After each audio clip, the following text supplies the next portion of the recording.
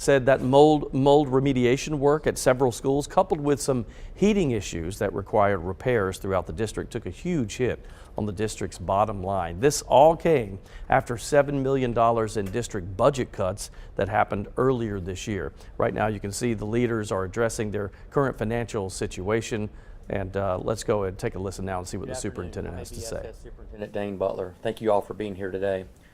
We are standing in a classroom at Cummings High School that was recently impacted by toxigenic mold. As you will hear in a few minutes from our board chair, Sandy Ellington Graves, we do not have the money to restore this classroom as well as other spaces impacted by mold throughout our district. Simply put, years of inefficient investment from our county has caught up with us. We are looking for a stronger partnership with our commissioners today.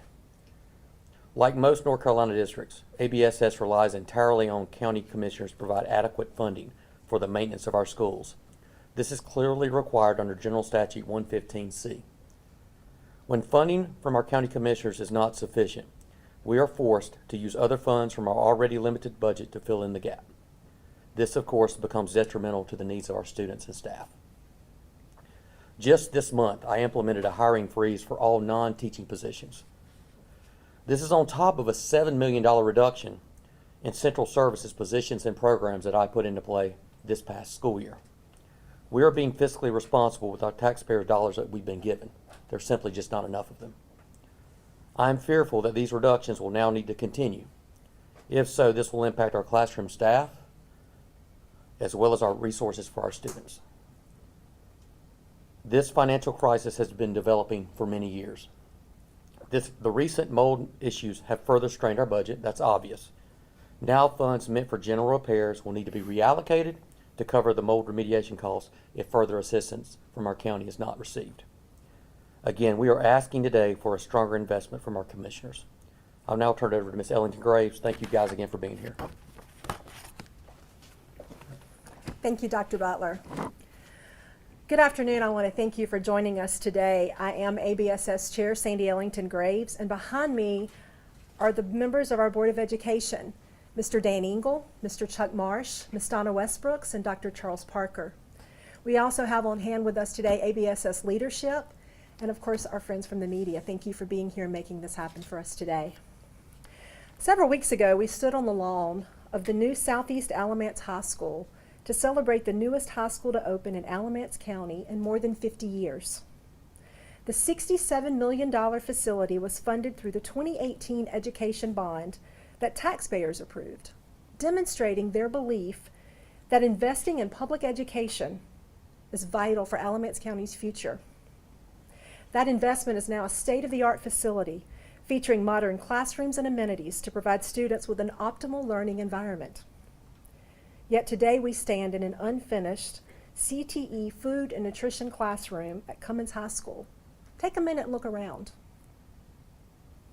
We're missing walls, a powerful reminder of missed opportunities for our students to learn. 2 months ago, this very room was covered in toxigenic mold. The sheetrock had to be removed, and we simply didn't have the funds to restore it. To fully restore this classroom will cost $125,000. The $125,000 needed, it's more than just a number.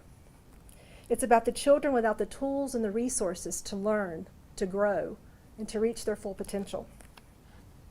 And yes, our decision to speak to you today was very intentional, to do it in this very room. It is because this is a powerful look at the reality of our classrooms across the district. This is our reality in some of our buildings. When you came here today, you were told you would get an update on the state of the district, but this is much more than an update. This is a call to action. It's to ask every parent, every grandparent, every guardian, and every community member who cares about the future of Alamance County to take action, to be a voice for our community, and to ask our county leaders to fully invest in our children, to fully invest in public education. Simply put, we are in a state of financial crisis and we need your help. One of today's headlines in our local newspaper is Commissioners in School System at it again, arguing over funding. We're at odds. For years, it's been the same fight, the same argument, and the same results. Shame on us. Shame on all of us. What a disservice to the most precious citizens in this county, our children. Ironically, I think we all do want the best schools, yet sadly no one wants to pay for them. I'm told that it seems ABSS is always asking for money and always has an emergency. That's usually because we are always finding ourselves in a responsive mode to years of underfunding, to the expectation that we do more with less, and to the reality of rising cost. Our school system now faces an unprecedented financial crisis that threatens our ability to educate our very own children. More than 22,000 children who live in Alamance County. These children, they are future citizens, they are future taxpayers, they're future workforce, and future leaders in our county. For years, the inadequate investment in our school system has slowly eroded what should be and must be a top priority, giving every child the chance to learn, to grow, and most importantly, succeed. If you live in this county, public education should matter to you. ABSS does not have a taxing authority.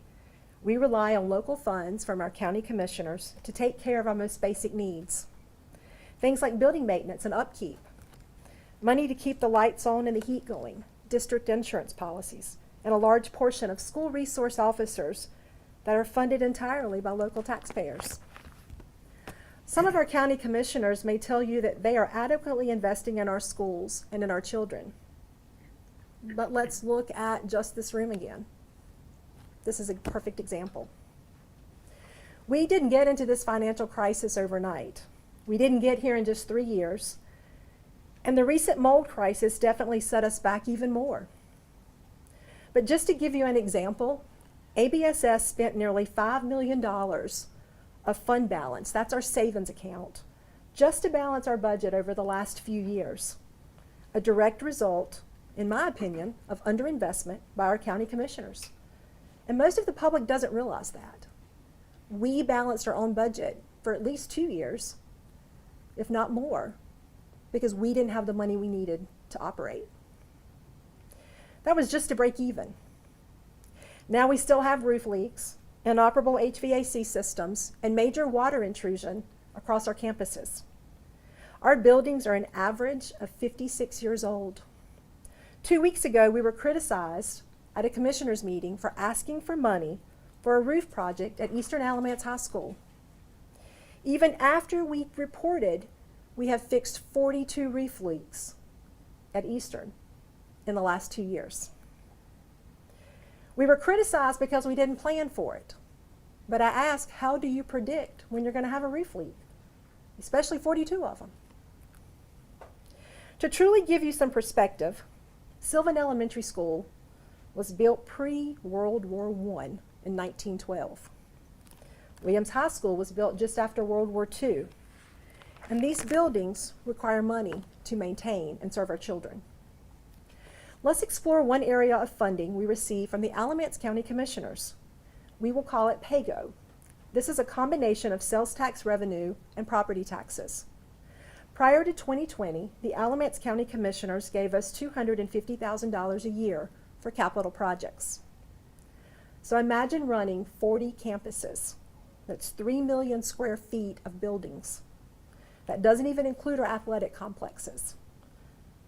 3 million square feet of buildings full of children with $250,000. The county commissioners harped on us for not changing filters. We got criticized for turning the air up to reduce the cost of energy, and for not addressing mold remediation for years and years, and not repairing water leaks in our buildings or potholes in our parking lots. The list goes on and on. In 2016, they gave us $0 for capital projects. That's 1 full year with no money in our PAYGO funding to take care of basic repairs, not to mention preventative maintenance. That's when ABSS started putting Band-Aids on many needs. Roof leaks forced us to put a Band-Aid on it. Same with potholes, HVAC issues, broken windows, numerous repairs, all became Band-Aids. Temporary fixes where we learned to do the best we could with the manpower and the money that we had at the time. Is that really what our children deserve?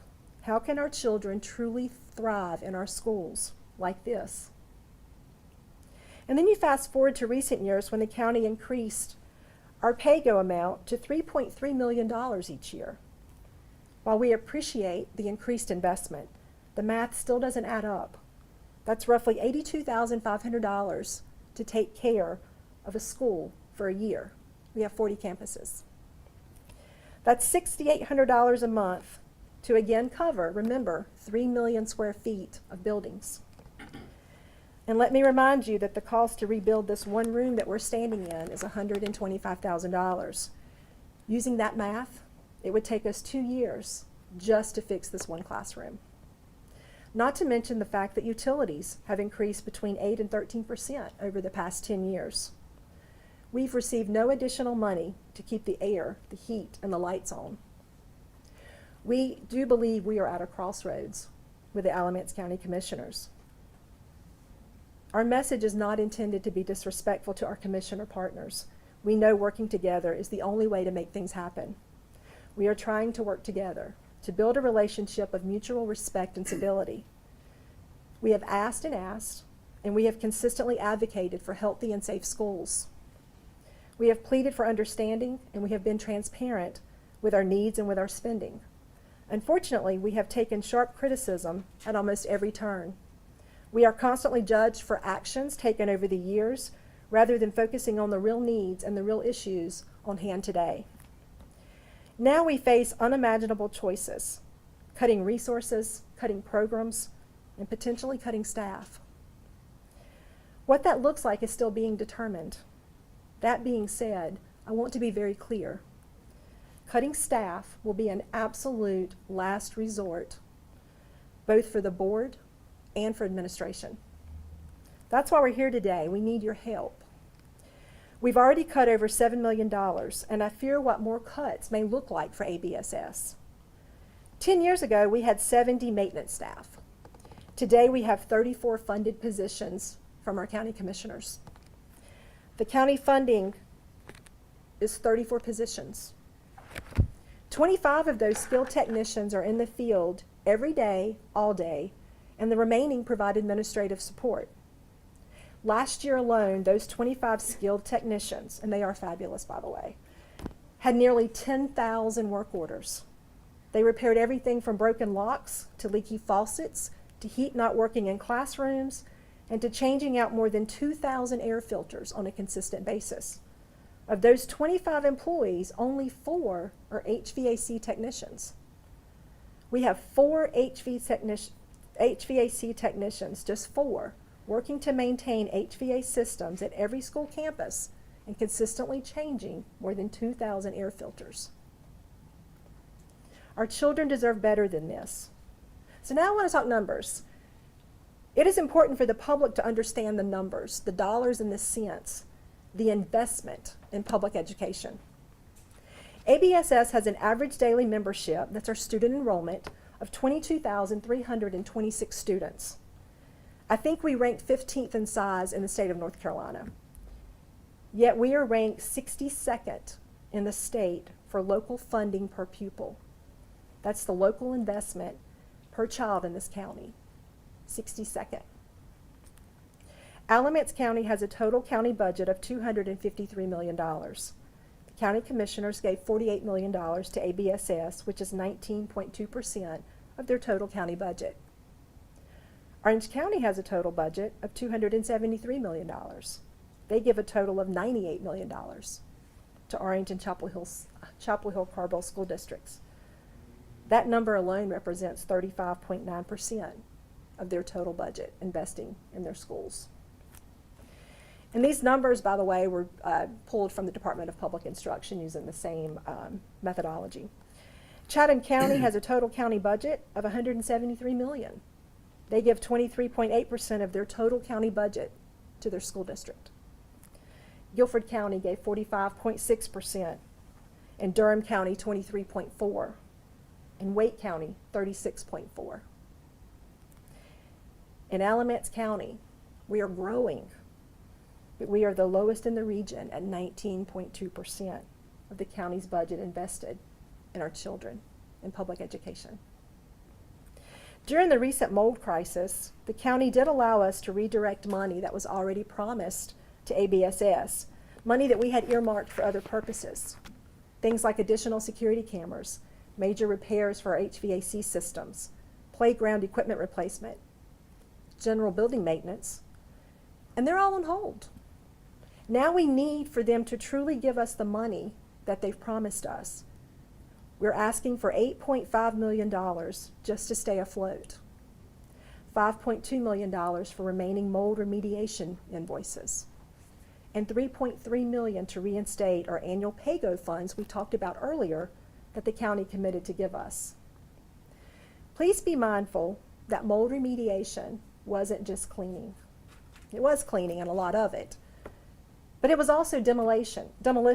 It was dumpsters, it was ceiling tiles, it was asbestos testing, it was encapsulation, and it was dehumidifiers. People often ask me, what about the lottery funds? What about capital reserves? This too is all money that belongs to ABSS. It simply flows from the state through the county commissioners to be used on our 3 million square feet of buildings. The state of our district, as I said before, is in a financial crisis. We have moved money from our own savings account to our checking account for far too long. That's the only thing they've allowed us to do. That's how we've paid for the mold remediation thus far, over $20 million. Keep in mind, that money was already allocated to ABSS. It was our money, and we had already committed it to other projects. The historic lack of investment year after year in ABSS by our county can't continue if we want to have safe and healthy learning environments for our students. I also want to take this time to address some of the criticism we've heard from a couple of our county commissioners in recent months as we've requested for them to fully invest in our students. The one question that I get over and over and over again is, why did we use our federal funds for staff bonuses instead of repairing HVAC systems? And I'll give you the same answer I've given for 2 years. I voted in favor of it, as did 3 of my board colleagues at that time. We do not apologize for doing so. We had over 180 vacancies at that time, navigating a worldwide pandemic. We had to do something to attract high-quality teachers and reward those already teaching in ABSS. Districts around us were offering signing bonuses and higher supplements, and we simply had to stay competitive. At one time, Alamance County ranked 13th in teacher supplements. Last year we dropped. We're 22nd in teacher supplements now. 8 of our neighboring school districts, many that I mentioned previously in my remarks, still remain in the top 12. Our teachers receive an average of $5,300 compared to their counterparts in nearby Orange and Guilford counties, making upwards of $7,600 extra. Chapel Hill Carborough Schools is number 1 in the entire state at more than $10,000. How can we compete with that if we cannot invest in our school system? Our people, our buildings, our children, it all matters. Sadly, I've defended that decision time and time again, and I will consistently say there is nothing more valuable to this organization or to any organization than its people. What about the past studies and health inspections? Why did we turn the air up during the summer months at our school? As you've heard today, it always came down to resources. Not enough funding to make repairs, constant Band-Aids. Additionally, the air was never turned off. It was just set to a higher setting in order to save money as part of an energy program, a practice that has been in place for at least 16 years. 16 years. ABSS, contrary to popular belief, did not create mold last year. It took years and years to do so. But ABSS did choose to address the mold this year, a long overdue and challenging task. Oftentimes we get so wrapped up in the chaos that we forget what started it all. And more importantly, where the focus should be, the actual outcome. And in this case, safe and healthy schools. The time is now for us to unite as a community once more like we did when we had a vision to improve our facilities and build that new high school on Highway 119. This room needs to be restored. I'm going to tell you again, take a minute and look around. As an ABSS parent, this is not what I want for my child. As a school board member, this is not what I want for your child, your grandchild. This is not acceptable. This room should be full of students learning and growing. So I have some questions of my own for taxpayers of this county. Will you stand with us, with my board colleagues, with Dr. Butler, with our staff, with our school leaders? If you live in this county, public education should matter to you. For years, ABSS leadership and school board members have consistently made the same arguments. And decades later, we are still fighting the same fight.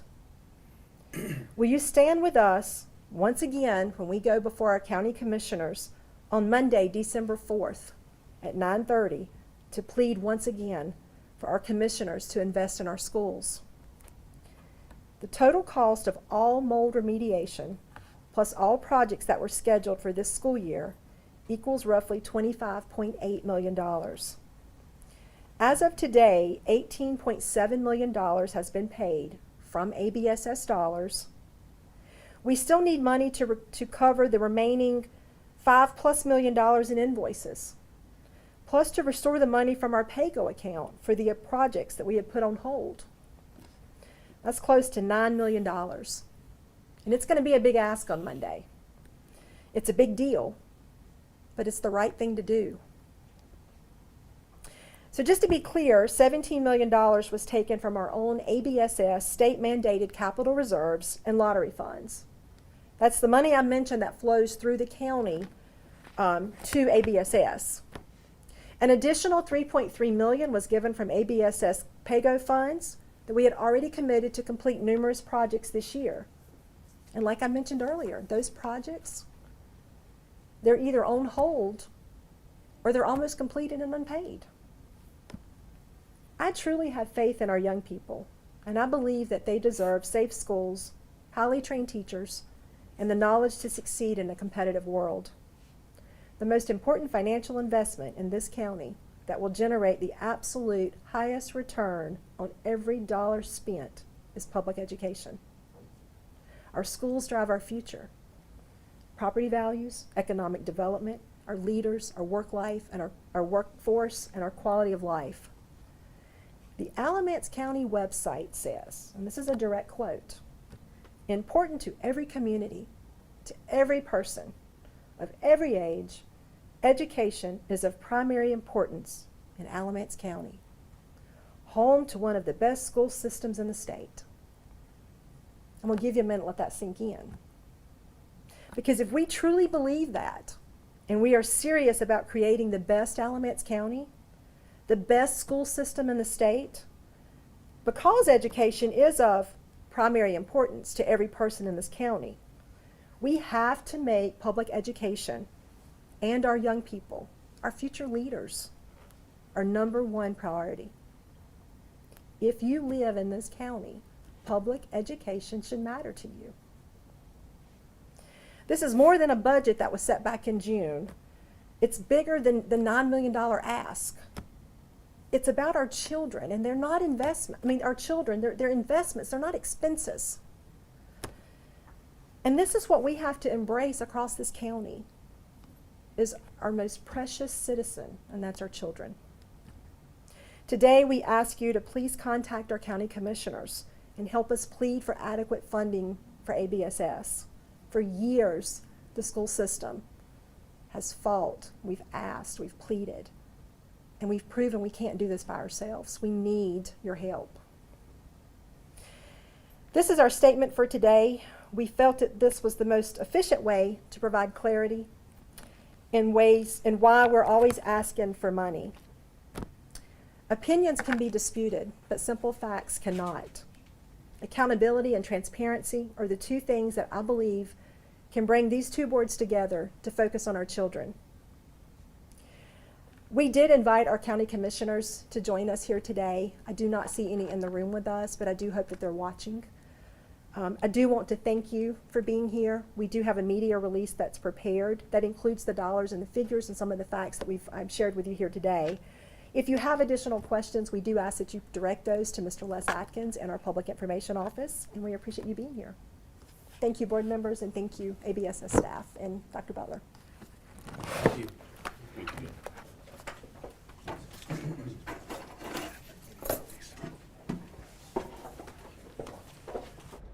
So we've been listening to the press conference, of course, from Alamance Burlington School Systems there.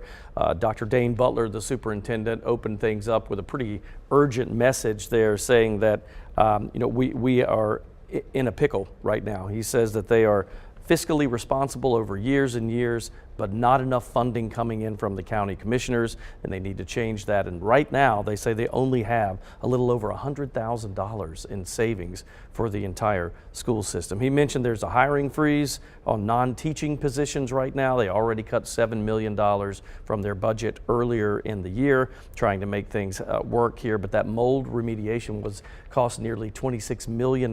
They paid for as much of that as they can out of their budget, and now they're saying that they need an additional $9 million for this to happen. Sandy Ellington Graves, the board chair there, was saying that, that their backs are up against the wall, and they're going to go before the county commissioners on Monday, that's December 4th, with that big ask of $9 million, and they're asking for lots of support. This is obviously an ongoing situation. We'll be hearing more about this in the upcoming days and weeks. We'll keep you posted as we...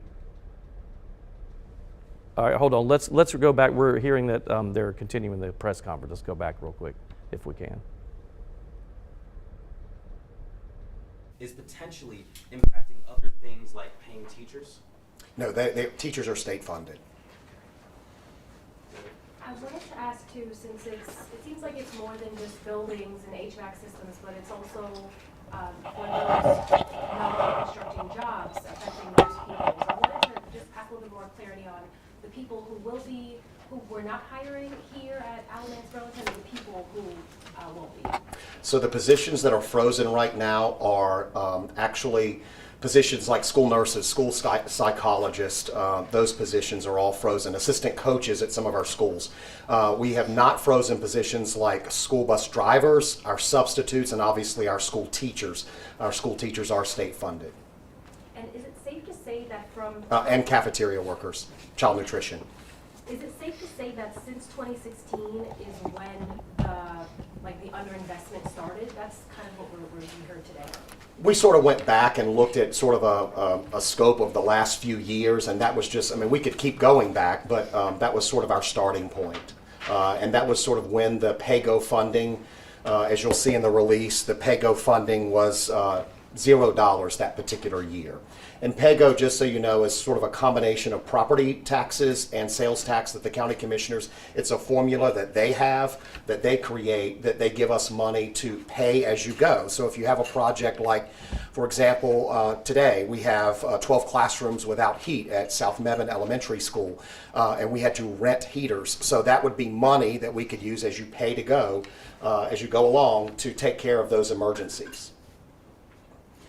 And then also, just to reiterate, it was not the full cost of the mold that really led to this financial strain, but it did kind of further the financial strain. Absolutely. I think Ms. Ellington Graves certainly pointed to that today, that this has been years in the making. So what's and then looking at that figure, and you're looking at 19%. Sorry.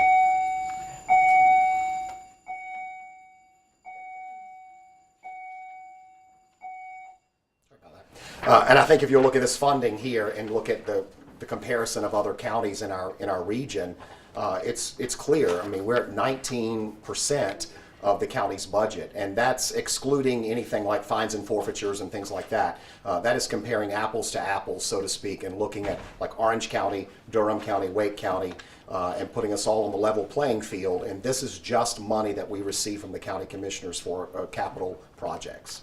And then let's say if county commissioners do not approve for additional investment or funding, what would probably be the next steps, or what are, the things that the school board might have to make decisions? State statute actually allows school boards to sue county commissioners. 115C, if you want to look at that law. So at Monday's meeting, can you remind us what time that's going to be at? That's Monday morning at 9:30, the county commissioners meeting, and we will be on their agenda. Okay, so at that county commissioners meeting, let's say ideally county commissioners do agree to provide some funding to ABSS. How much money could they immediately give the school system? That remains to be seen. We will see that on Monday. As you heard Ms. Ellington-Graves say, we're asking for the $9 million. One of the projects they asked us for back in the summer was to give them a preventative maintenance plan, which was sort of a long-term, very vast plan of what that would look like if we had building managers and all those kinds of things. I mean, that's a $40 million ask. And then this thing that's going to be going before the county commissioners, this was the thing that was tabled at the last school board That's meeting. correct. Okay. At the last county commissioners meeting, not school Okay, board meeting. okay. Yes. I mean, less reasonably, like how long can ABSS reasonably last like this with just $100,000 Yeah. for savings account? We have $102,000 in our savings account right now. We have a boiler that's 26 years old at Southern Alamance High School that is out. We have children right now sitting in a classroom that's not exactly cold, but it's not at 70 degrees either. So obviously that has to be repaired. We have children right now at South Mebane, as I said, in 12 classrooms that we're renting heaters in. That part will come in on Monday. That's part of a warranty thing, so that will be fixed. But what else could happen tomorrow, right? So when you're looking at $102,000, that's not a lot of money to carry a school district with 3 million square feet of buildings. And then 19% of the county budget, that's how much county commissioners or how much ABSS is allocated from the county budget. Is there a minimum percentage of investment that that you hope to have, that is expected to have to keep ABSS going? I mean, obviously, I think if we were on par with some of the other districts in our region, that would be great. So it was 13th, and now ABS is where? That's actually the teacher supplement piece of it. So when looking at teacher supplements, we were at 13 in the area, and now we're at 22. And is there a specific timeline when the district would like to see improvements to the budget? Like how long? I mean, obviously, as you heard Ms. Ellington-Graves say, we're in a financial crisis right now. Something has to be done at this point. So the $9 million, is that just going to basically keep you afloat? Pretty much. So we have the remaining mold invoices, plus we have our PAYGO funding. So we already had all of these projects planned out for the year, various projects planned, window replacement and playground replacement and things of that nature. And so we put all of those, we have potholes at some of our schools. If you walk to Williams High School, I think one of the reporters did a story, there's huge potholes in the sidewalk and the cracks in the sidewalk that need to be repaired. All of those projects are on hold right now until we get the restoration of our PAYGO money. Another question. With backdrop of this room itself, the students that would be taking these classes, what are they going to be able to take this class, or? We've actually moved a portion of that into another room, so they are able to get some of that instruction. Yes, But not as nearly as. not nearly as extensive as they would in a classroom that has a kitchen essentially. Can you remind us? Oh, go ahead. I just want to ask a little bit more too about those positions, because we know earlier it was talked about how they had to cut down maintenance staff from 70 to now 34 funded positions. Do we think in the future, if more money is able to come back into the district, then they'll be able to open up more positions for that's needed? We would certainly like to see that. As you heard Ms. Ellington-Graves say today, we have 4 HVAC specialists that are responsible just for changing, they do all the HVAC repairs, the immediate repairs, the things that they can do. Obviously, some of those things have to be contracted out. for larger projects, but small projects they can handle. But when you're talking about as many schools as we have in the district, they're stretched really thin. And they also, that same team is responsible for if a lock jams or this light goes out in here or this electrical outlet is not working today, they have to come and repair that as well. Les, can you reiterate one more time how much money the school district needs to stay afloat? I think our immediate ask right now is $9 million roughly to at least let us pay the mold invoices and also the restoration of our PAYGO funding. So roughly, it's close to $10 million. And since the district could be exploring the possibility of combining job duties if, they have to further try to replace and restore the district's fund balance, what would be some of those jobs that y'all would be looking at combining? Potentially, I'm just thinking off the top of my head, administrative assistants, receptionists, things like that. We have data managers at all of our schools. We could potentially look at things like having nurses cover 2 schools at once, or they spend half the day at one school and half the day at another school. Those are obviously not the best case scenario, right? Because Broadview and Cummings are right here together, but if a student needs you at Broadview and you have to run over and you're at Cummings, that poses a health issue for students. So it's obviously not a best case scenario. We reduced the number from roughly 72 or so to 35. It's my understanding that was just years of just underfunding and underinvestment on behalf of the county commissioners, and we were not able to afford those positions any longer. And as people retired, they were just not; those positions were just not restored. And as you heard Dr. Butler say, he's cut $7 million from central services earlier this year, and that was combining positions. People who retired were not replaced; those kinds of things. Do we know anything about if there could be any more potential cuts coming? I think what we have to see is what happens on Monday, which is why our call for our community to come together on Monday. Is there a set expectation that you have going into Monday? Obviously, we would like adequate funding and an adequate investment in our school district. Based off of, we've seen some of the interactions between the school board and county commissioners in the past during mold remediation meetings. Hopefully this news conference serves as a wake-up call, right? That's the hope? Absolutely. Back to the preventative maintenance plan that has been discussed a lot in the meeting by the board itself. Is that more going towards what's going to go in the future as opposed to the reactionary way y'all had to? Absolutely. We've been very reactionary just because of funding. As you heard Ms. Ellington Graves say, and we obviously would like to have a more extensive plan where we had more people in buildings to take care of general maintenance and those kinds of things. And one of the criticisms we received during the mold was, some of the air filters were not changed on time. And once again, when you're talking about essentially 4 HVAC people, 3 million square feet of school buildings, that takes a lot of time for them to run all over this council. So that was Les Atkins, who's the Public Information Officer for Alamance-Burlington School Systems. To wrap things up, he's basically reiterating what they've said in the past with the board chair up there and the school superintendent, Dr. Butler. He's saying that years of inadequate investments in the schools, as he said, has finally just caught up to us. They even mentioned that one of their schools was built before World War I, and the average age of the school is 56 years old. So they're going for the big ask, which will be close to $10 million. That will come at the county commissioner meeting. That's Monday, December 4th, that morning at 9:30. And of course, we will keep you posted on all the information. We'll be there. Get that information for you. There's a lot more with this story to come in the next days and weeks. Make sure you stay tuned to WFMY News 2 on air, online, and of course on WFMY Plus.